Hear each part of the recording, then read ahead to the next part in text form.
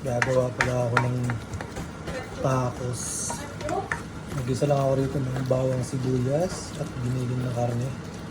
Gisa lang muna natin ito. Ito ngayon, lalagyan siya natin sa mga tacos spicy mix.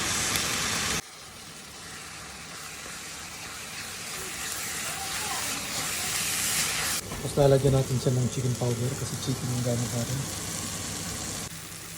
Ito na ang ating tacos. Nag-slice pala ako rito ng cucumber tsaka tomato. Fresh yan. Mapakita ko sa inyo. I-assemble natin yung ating tacos. Meron ako rito ng 4 na lanera. Tapos bumili ako ng cheese. Kahit anong cheese gusto nyo. Okay lang. Tapos meron din akong sliced cheese. Ito. Ano nito? Ano? Cheese sauce. Tapos sliced cheese. Cucumber, tomato. Pwede nyo rin lagyan ng sibuyas or sili para spicy. Pero sa akin okay na. Gawin natin. Nalagyan natin muna ito ng karne.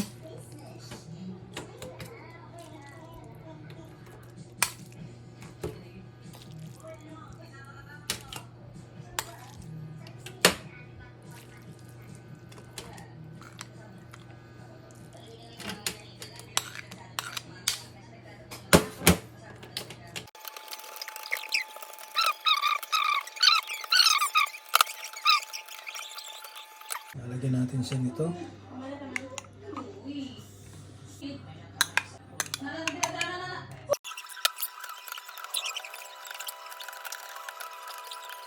Gulay.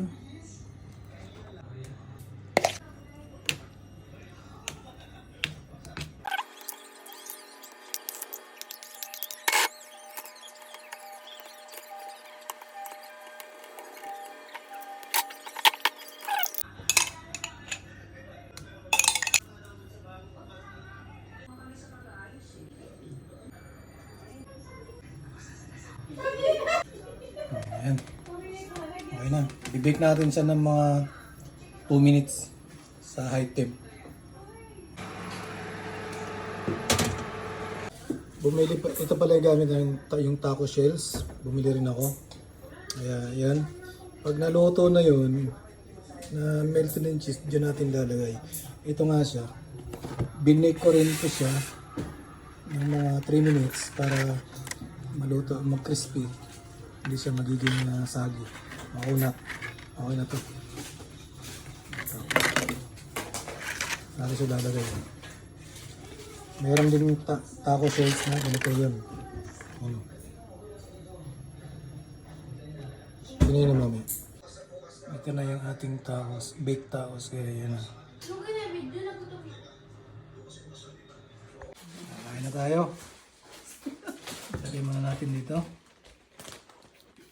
Lagyan natin to ng nachos. Yan. Tapos lalagyan natin siya ng jalapeno. Spicy.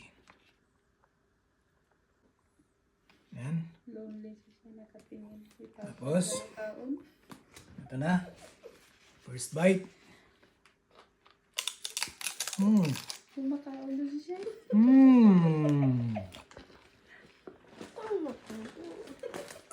Sarap.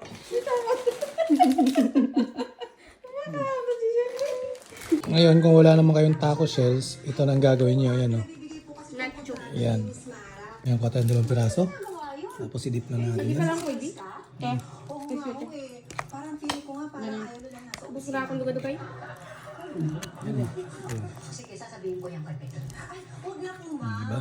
Kasi si Sir mo sa akin. Cheese. Nag-enjoy din naman ako sa kakapasyal. Ngayon. Ang ganda po talaga ng bahay nyo. Sarap pang merienda.